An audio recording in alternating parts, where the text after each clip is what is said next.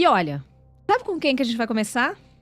Duas figuras que se consideram antissistema, mas que estão se bicando publicamente. Eu tô falando do Renan Santos, também do Pablo Marçal. Pois Pablo Marçal veio a público dizer que Renan Santos não tem musculatura, além de ter feito uma série de críticas ao MBL, que é aquele movimento Brasil Livre que deu origem ao Partido Missão, do qual Renan Santos é presidente e pelo qual ele se coloca como pré-candidato à presidência da República. O Pablo Marçal criticou o MBL, criticou uma série de posicionamentos deles e considerou Renan Santos um mochileiro e aventureiro, o que é muito curioso partindo do histórico do próprio Pablo Marçal. Mas enfim, na mesma conversa, sempre polêmico, Marçal teceu elogios, sabe pra quem, Diogo? Pro Daniel Vorcaro. Apontou ali uma série de pontos positivos da atuação dele ao longo da sua carreira, que terminou na prisão. Pois bem, paralelamente, Marçal está sendo cobrado pelo Kim Kataguiri a pagar R$500 mil após perder uma aposta. Então, assim, o Pablo Marçal está querendo chamar um pouco de atenção. Já percebi, ele sabe que o nome do Renan Santos gera muito burburinho, mas é um tanto quanto curioso esse tipo de crítica vindo dele, né, Diogo? Pablo Marçal é um baita de um comunicador. Você pode gostar, pode odiar, e motivos para não gostar dele muita gente tem, e com razão. Mas não dá para dizer que não seja um comunicador e uma pessoa de visão também. Ele enxerga o que está acontecendo. E aí vem aquela história, né, que em política ninguém bate em morto. Se ele nesse momento está elegendo o Renan Santos como alguém a dar uns tapas, é que ele está vendo a possibilidade de crescimento do Renan, talvez maior até que a do Caiado, que por sinal ele deu uma cutucada no Caiado também, né?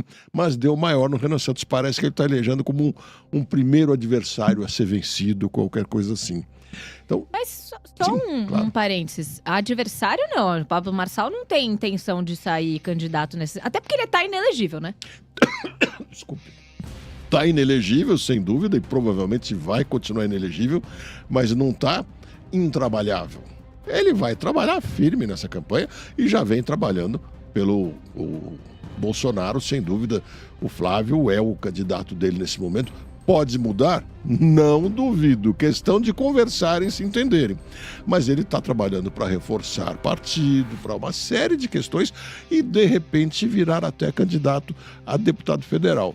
Não acredito que dessa vez ele viria para senador e nem para governador ou alguma coisa assim, se viria talvez para se eleger. Mas a minha impressão, o Pablo se sente melhor dando tapas apenas e não virando a vidraça. Então acho que ele no fundo não quer se eleger. Ele quer dar aquela impressão que está lá participando, fazendo, agitando, coisa e tal, e no final não vai muito adiante. Mas ele está vendo a possibilidade de enfraquecer o Renan Santos, só que tem aquela coisa, né? Tem algumas pessoas em quem você bate e fica a marca. Outras pessoas, quando você bate, parece que elas crescem um pouco mais. É isso que a gente vai começar a ver agora. Se o Renan é daqueles que consegue fazer a massa do bolo crescer, ou se no fundo ele acaba encolhendo e se machucando quando leva os tapas. Mas sabe o que eu acho muito curioso, Diogo? O Pablo Marçal, na campanha aqui à prefeitura da cidade de São Paulo, ele se colocou exatamente como o Renan Santos tem se colocado. Como esse cara disruptivo, esse cara antissistema, esse cara sincerão. Então, assim, eu acho que se fosse por princípios mesmo, pessoa física com pessoa física ali, eles têm um alinhamento muito maior do que o próprio Pablo Marçal com Flávio Bolsonaro, que, querendo ou não, é a continuidade daquilo que o pai dele fez na presidência. E que, em muitos momentos da campanha à prefeitura, foi algo desconstruído pelo próprio Pablo Marçal. Mas me parece, Ana, que esse ano, nessa próxima eleição, mais do que em todos os outros, o eleitorado está antissistema. Está cansado, está realmente cansado. Ele viu na polarização mais extremada uma possibilidade de resolver muitas coisas. Muita gente apostou que o Jair Bolsonaro era a solução e foi em massa em 2018 e continuou apoiando. E Jair Bolsonaro, durante toda a presidência dele, se mostrava como antissistema. Ele estava na presidência, mas de alguma forma ele dizia que o problema é que ele não conseguia quebrar com o sistema todo, que o sistema era muito forte, ele precisaria de mais tempo para conseguir resolver isso. E a gente está vendo que agora o próprio Lula está com ares de que vai tentar, não sei bem como, né? Mas se colocar como antissistema. Edinho Silva, presidente do PT, já deu uma declaração bem clara que o PT deve ser assim. Um dos caminhos para o Lula é criar uma polarização intensa com o Donald Trump. E ao fazer isso, ele cria uma dificuldade para o Flávio Bolsonaro, sem dúvida. Mas é uma forma do Lula dizer, é o sistema, só que é o sistema internacional que interfere no Brasil e não deixa a gente fazer o que quer. Agora, nessa discussão toda, quem é mais antissistema dos candidatos? Nesse momento, é o Renan Santos. Por isso que ele tem a possibilidade de fazer crescer o eleitorado dele com essa confusão toda. Mas olha, agora tem uma coisa que eu quero chamar aqui a nossa audiência para conversar com a gente, para falar sobre esse assunto. Essa história de antissistema, ela é muito bonita na teoria. Vamos quebrar paradigmas, vamos mudar tudo. Mas a gente sabe que na prática, essa quebra do sistema ela é muito difícil. Por quê? Porque o sistema já está consolidado há muitos anos. A gente tem uma série de barreiras jurídicas para quebrar o sistema. Então, por exemplo, a gente tem uma série de garantias que estão na nossa Constituição tidas como imutáveis. Então, como é que a gente consegue alterar um sistema que, na sua própria concepção, é tido como imutável? E aí eu pergunto para vocês, numa eleição, seria o caso da gente realmente apostar all-in no antissistema, porque ele vai dar um jeito, ele vai conseguir quebrar essa barreira? Ou será que a gente não precisa de um candidato que reconheça todas essas dificuldades e que apresente soluções com base naquilo que hoje o nosso ordenamento jurídico permite e também aquilo que a gente sabe que vai conseguir ser aprovado num Congresso, num Senado e por aí afora? Mas o barato de uma campanha parece que é justamente as pessoas prometerem aquilo que não podem entregar, né? Veja que essa semana o Zema, que está por enquanto lá atrás nas pesquisas, então ele está fazendo muito barulho para ver se aparece, está prometendo mudar todas as regras com relação ao Supremo Tribunal Federal, ao qual ele faz tantas críticas, e fazer críticas ao Supremo Tribunal Federal é um bom prato de campanha, vamos dizer assim. Mas ele está dizendo que vai mudar o sistema como presidente. Tudo bem, o presidente tem alguma influência. Agora, a gente vê tantos deputados e senadores, candidatos a deputado do Senado, melhor dizendo, que prometem cuidar da educação, melhorar as escolas, etc. Não, esse é o assunto para o executivo. Eles se trocam muito de papéis aí para confundir o eleitor e conquistar seu voto, né? Pois é, mas aí, gente, vocês não me responderam aqui no chat ainda. Vocês preferem apostar no candidato antissistema, achando que ele vai conseguir transpor esses obstáculos, essas dificuldades e realmente fazer uma tentativa de um país melhor? Ou seria mais inteligente votar naquele candidato que entende como o sistema funciona? Porque muitas vezes, o que eu acho que acontece é a pessoa ela entra para a política tentando ser essa pessoa disruptiva e ela é super bem intencionada, eu não tô discutindo isso. Mas eu acho que muitas vezes, quando ela chega ao poder, talvez tenha sido esse o que muitos acham que foi o caso do próprio Jair Bolsonaro. Eu não acho, mas respeito quem acha. Chega lá e não consegue fazer nada. O próprio presidente Lula... E, gente, com relação a isso, olha, vocês vão me desculpar, mas eu acho uma piada o presidente Lula dizer que ele não gosta do sistema. Ou que a culpa do país tá ruim, não tem nada a ver com o que ele tá fazendo no governo agora. Como se ele esquecesse que o PT ficou no governo 30 anos. Mas tudo bem, ó, esse não é o foco da nossa discussão agora.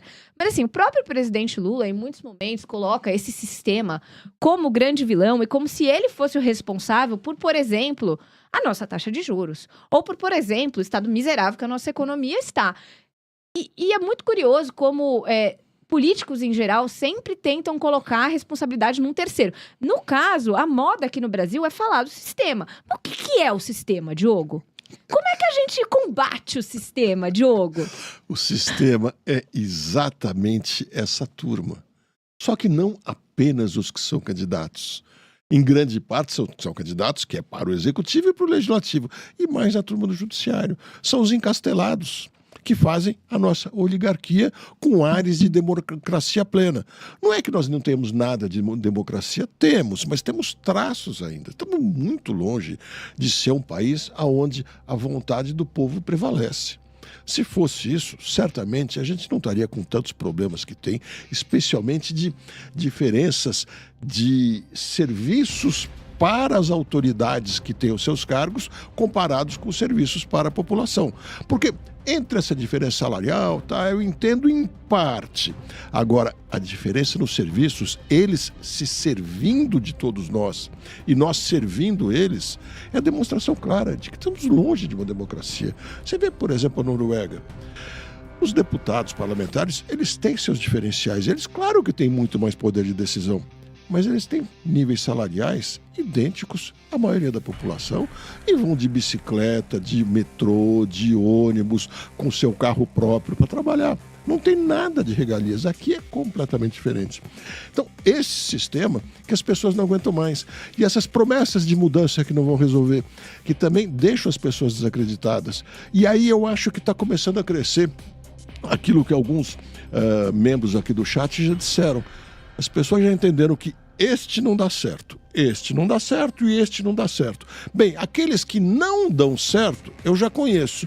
Então eu vou tentar. Talvez eu erre, mas eu prefiro errar tentando do que errar repetindo a mesma coisa. Porque insistir no erro, já disseram há muito tempo, é burrice, né? E, Diogo, sabe o que eu penso? Com relação aos candidatos a executivo, é mais fácil da gente identificar esses que são antissistema e eles vão ganhando um certo espaço. Igual nós mesmo aqui, a gente acaba sempre falando do Renan Santos, porque é uma pessoa que está chamando a atenção exatamente pelo que tem proposto para o Brasil. Mas para que a gente consiga efetivamente combater o tal sistema, a gente precisa de uma mudança também nos quadros do Legislativo. E essa é uma conversa que a gente já teve aqui no programa em diversas oportunidades. Mas a nossa audiência está sempre com a gente aqui. E é importante que a gente consiga continuar esse debate, porque é algo extremamente relevante. A forma como as eleições para o Legislativo acontecem no Brasil favorece e muito aqueles que já estão no poder. Então, como é que a gente vai quebrar um sistema se a gente não consegue eleger ninguém diferente? E aí eu não tô dizendo que a culpa é nossa, porque eu não acho que seja. Eu acho que a forma como o processo eleitoral como um todo é construído no nosso país acaba facilitando que as pessoas se perpetuem. E no caso do Legislativo, diferentemente dos cargos do Executivo, a gente não tem limite de reeleição. Então a gente vê casos de parlamentares que estão lá 20, 25, 30 anos. E aí, quando decidem se aposentar, por assim dizer, colocam o filho, o neto, o papagaio, a madrasta. Então, assim, como é que a gente pode falar em desconstruir um sistema quando a gente tem um sistema eleitoral que impede que isso aconteça na prática? Porque, assim, nós aqui, audiência qualificada, a gente tem interesse nas eleições, a gente tem interesse na política. Então, nós, pelo menos eu imagino que a grande parte da nossa audiência seja assim como eu e o Diogo, vamos buscar candidatos que realmente representem aquilo que a gente quer para o país, independente se eles já estão lá ou não. Mas a maioria da população, e é por isso que um caneta azul fica famoso, vota porque lembra do rosto, porque o número é fácil de decorar, porque o amigo falou que vai votar.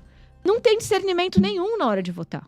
E é, às vezes, também uma forma do eleitor de dar um murro na mesa, né? Dizer, não aguento mais, então vou votar numa porcaria qualquer, o que é muito ruim.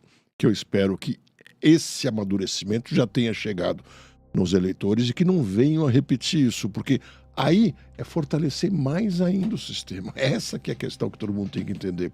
Mas é lógico, é exatamente isso que você definiu, é a oligarquia. É onde os encastelados têm mais força, criam regras para a autoproteção e tirá-los de lá é cada vez mais difícil. Só que eles cometeram alguns erros nessa lei eleitoral tão complexa, ao criar também o foro privilegiado, que agora eles também estão amarrados uns nos outros.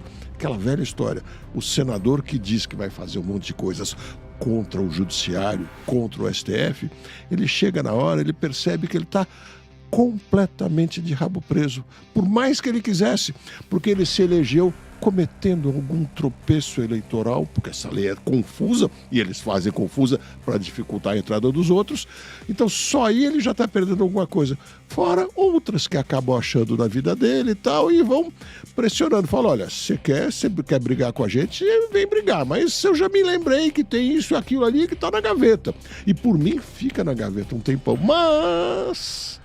E aí começa. Não, e assim, né, a própria eleição para, por exemplo, um deputado federal, que o presidente Lula recentemente falou que acredita que um deputado federal não se eleja com uma campanha que custe menos de 50 milhões de votos. 50 milhões de reais. Pois bem, gente, quem tem 50 milhões de reais na vida normal? Uma pessoa normal que poderia ter ideias excelentes para o país, que queira mudar o país, mas a pessoa não consegue chegar lá. O meu ponto aqui, e esse é o meu alerta, é como nós aqui vamos, ao longo dos próximos meses, tentar dar espaço para pessoas diferentes, que não estão nesses meandros tradicionais, como uma forma de mostrar para a população que existem outras alternativas. Porque no papel, e a gente também já discutiu isso aqui na semana passada, existem alternativas, né? Os partidos, eles precisam ter uma série de candidatos, muito mais do que a quantidade aí de vagas disponíveis para esses cargos. Mas é um fato de que existem alguns que já estão ali pré-definidos como aqueles que têm mais chance. Então, eles recebem mais recursos. E, em troca de tudo isso, obviamente, eles devem essa fidelidade aos dirigentes. Não digo nem aos partidos, porque partido a gente sabe que não tá valendo nada. Mas aos dirigentes do partido. Então é muito difícil a gente conseguir colocar alguém que pensa diferente, que esteja comprometido a fazer diferente e que não esteja de rabo preso para fazer diferente. Sem dúvida. O grande problema é que o cara fica amarrado no sistema. Então ele entra lá, já acabou de chegar, já é um pouco pelo menos do sistema. E aí vai sendo cooptado gradualmente e vai aprendendo aquela velha história, né?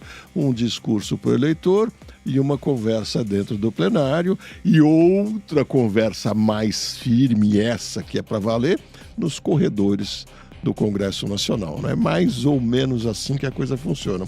E aí acaba crescendo sempre um discurso mais populista, mais disruptivo, como a gente falou, que eu volto a dizer, acho que nessa campanha vai pesar bastante esse discurso e tá aí a grande dificuldade do Lula.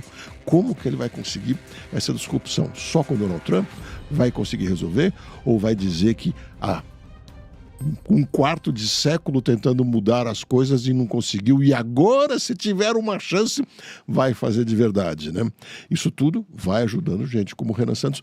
Cria uma certa dificuldade para o Caiado, que ele tem ares de que quer mudar tudo, mas as pessoas falam para ele assim, peraí, você quer mudar tudo, mas você está na política desde que você é gente. É médico, atuou como médico, conhece a medicina, mas atua muito mais tempo como político, então fica um pouquinho difícil, né? Só que também tem uma coisa, quando o sujeito exagera num populismo disruptivo, ele corre seus riscos, e o Renan faz isso. Quando ele promete que vai fechar coisa de 2.000 municípios do país, ele sabe que ele não vai fazer e nem está contando a história verdadeira. O problema não é a quantidade de municípios, e sim a imposição de regras para os municípios e o dinheiro de mesada que vai para os municípios. E aí ele emenda dizendo que vai fazer Rio de Janeiro virar uma cidade-estado. Não vai fazer isso. E não é o que vai funcionar. Então, nessas horas, ele assusta o eleitorado mais velho, mais conservador, que quer uma disrupção, mas não assim, amalucada como certas falas dele parecem ser, né? E, curiosamente, como Pablo Marçal tinha para a cidade de São Paulo. E é por isso que eu fico tão intrigada ao ver... Os teleféricos não iam resolver a cidade? Eu fico intrigada com a forma como ele está tecendo críticas ao Renan Santos. Porque a verdade é que, guardadas as devidas proporções, eles têm muitas similaridades como candidatos. Não estou dizendo com o discurso, mas a forma como eles se posicionam perante o sistema. A gente vai aqui colocar um cartaz escrito sistema e a gente vai fazer um tiro ao alvo. Vou mudar o nome do programa, não vai ser mais jogo de xadrez, checkmate. A gente vai fazer um tiro ao alvo, aí vai ter sistema, Donald Trump, vai ter só os inimigos que são utilizados pelos candidatos pra gente poder atirar aqui no final do programa. E setinhas para o chat. Setinhas para o chat. Daí a gente vai convidar vocês pra virem Eu aqui vou, pra gente fazer um campeonato. Eu vou querer uma redoma de vidro aqui, porque vai que escapa uma errada aí. Não gosto desses dois aí, vou atirar a flechinha na cabeça deles. Mas olha, brincadeiras à parte, gente, essa história de inimigo, o inimigo que uniu a nação, é balela. A gente já sabe que não é um fator isolado que tem a responsabilidade exclusiva sobre tudo que a gente está vivendo. Então, seria, na minha opinião, muito mais prudente por parte de todos os candidatos que reconhecessem a complexidade do problema e não ficassem tentando acusar um ao outro, ou ao inimigo, ou ao sistema, ou ao Trump, como se isso fosse suficiente para que as pessoas acreditassem que tem uma maneira simplista de resolver essa situação.